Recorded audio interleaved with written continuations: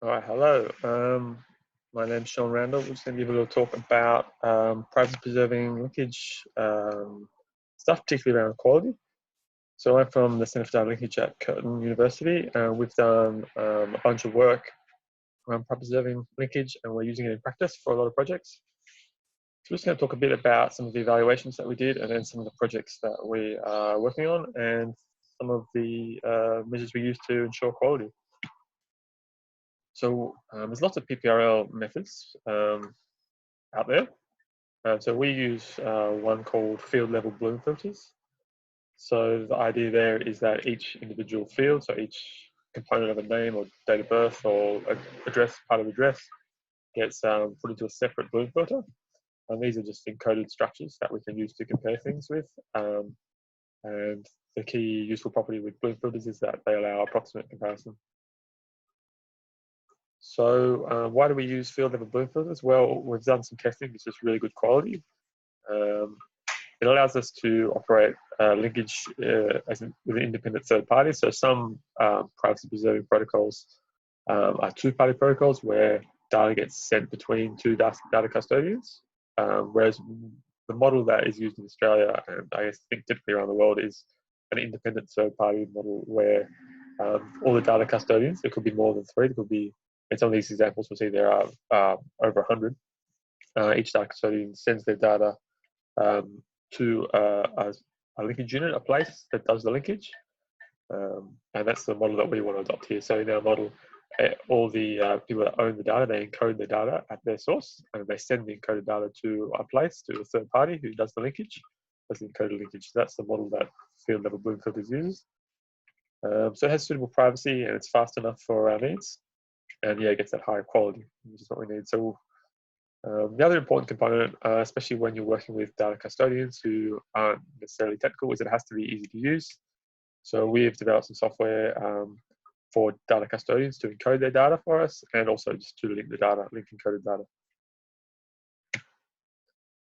So here's the list of some of the evaluations and the projects that we are doing. So I'll talk about the evaluations in a sec.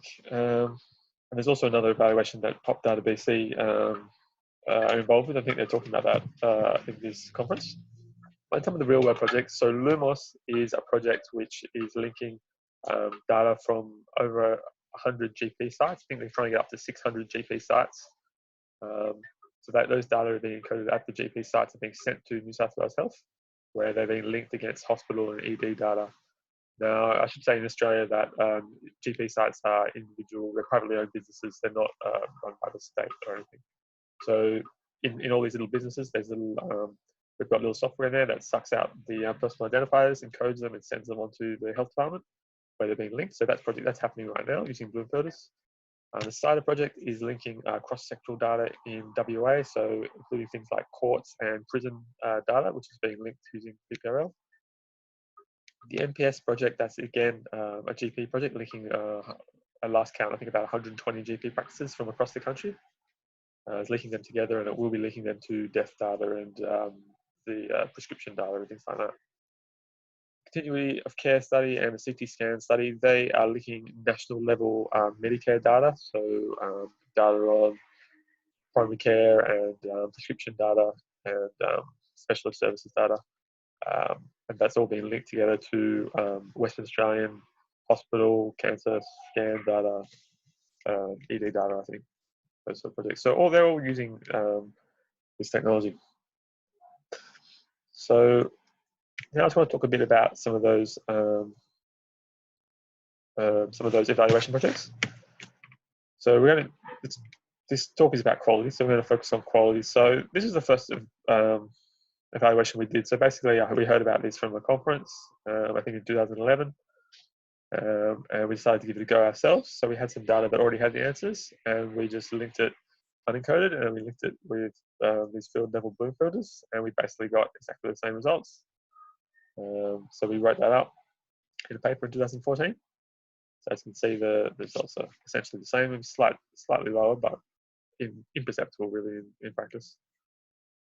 So that was a good evaluation, but it did have some weaknesses in that basically we used the same parameters. So we kind of knew the right parameters, and we carried out linkage using those parameters. So in this next evaluation here that we did recently, this is, I guess it was a blinded evaluation. So we got some data sent to us from the Western Australian Health Department. They'd encoded it for us. We didn't have the answers. We just had to work out a way to link it, and we had to send the answers back, and they checked to see how good we got. So we had to calculate all the parameters ourselves, essentially. And again, this one, we did really well. So for 99.3% of the groups, the results were exactly the same. And where the results weren't exactly the same, most of the time the PPRL got it wrong, but occasionally they got it right, and the clear text linkage got it wrong. So again, very high, very accurate results. The final evaluation, this one wasn't actually conducted by us, but it was conducted, I guess, using our software and with our help.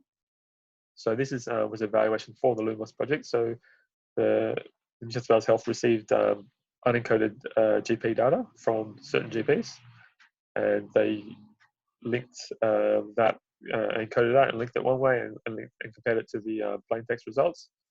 And they did that using the pre-linked New South Wales Health data. So they were linking the GP data to their already existing spine. And as you can see, the results are all pretty good. These are 1, 4, 9, 10, 11, 10, 13 are particular GP sites. And as you can see, the results for the F measure are all pretty close to 1. So that's, 1 is perfect, essentially.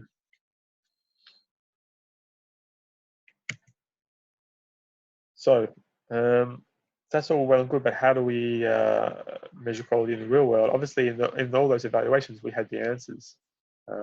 So we didn't even need to conduct linkage; we already knew the answers. But in the real world, that's not how it works. We conduct linkage because we don't have the answers. So how do we know whether we've got good quality?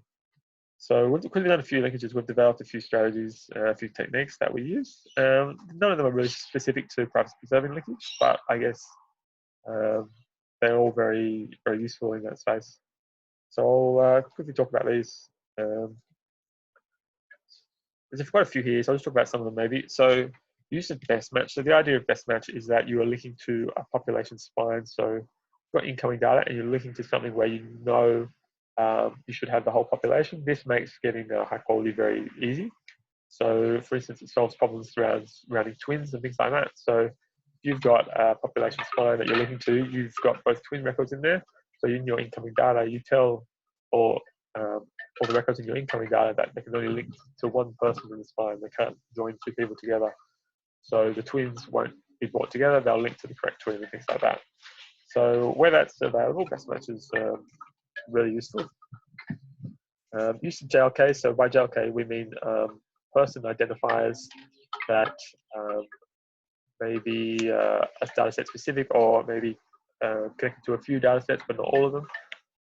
So these are lots of data sets have them. So for instance, in the CIDA project, there was these particular identifiers that might link courts and corrections data, or courts and police data, but not all three, and they don't connect up to education or housing data or to hospital data, etc. So using these combinations of person identifiers, again, will definitely help with quality.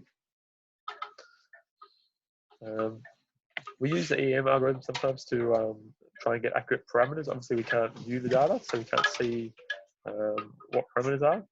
But in saying that we can't view the data, one important point is that even though we can't see the data, we can still identify patterns through looking. So it's not the case that there is no point in looking at the encoded values. So because we have all the individual fields separately, we can see the patterns of identifiers. So we can see, okay, in this two pairs of records, first names are identical, middle names are identical, maybe sex is different, maybe one of the dates of birth components is different, and we can make a judgment using our own intuition about whether that sort of thing is likely to be the same person or not. So it's so that is definitely useful in terms of quality assurance. It's not something you're going to do a big clerical review batch like some units might manually review hundreds or thousands of records of clear text, but that's not something you're going to do. But it is definitely useful for evaluating whether you're on the right track. And similarly, we can check particular groups, so we can run checks to make sure things aren't being brought together that they should. See if we can identify problems still by looking at the data. Go, okay, that looks like a problem. We should change that. So maybe your linkage is brought together record pairs that have all identical values, but a different sex and a different first name. Or that might alert you to the fact that they're twins, maybe twins of different genders. And so that's a pretty easy fix to do. You can just tell your system, okay, well, if you see any of that pattern anywhere, don't accept it as a link, remove it. So there's some of the things that we do. So in terms of future work, so PPRL has been very successful, very happy using it. It's a standard tool we now offer our clients. If we're doing linkage, we can say, well, if you want to do it with privacy preserving linkage, that's fine. It's part of our linkage software, which we've developed, and that's been used by a number of linkage units that want to use PPRL, and that's available. You can find out more information on that website. I mean, it probably is more difficult for linkers than traditional linkage methods, and so I think in the POP data BC, you'll see that the results that they received in their evaluation weren't as high. I guess there's a question, why is that the case? Because we've had no problems getting excellent results. So one of the questions maybe, well, maybe it is more difficult because you can't see the data. It's easy to make mistakes. It seems pretty clear. So maybe another approach that we will take in the future is development of a sort of a default approach. So like a batteries included sort of approach. Instead of having to calculate all these parameters, here's an approach where all the parameters are included. It should just give you great results out of the box. So I think that's probably the next step for us. All right. I think that's over time. So I'll say goodbye. Cheers.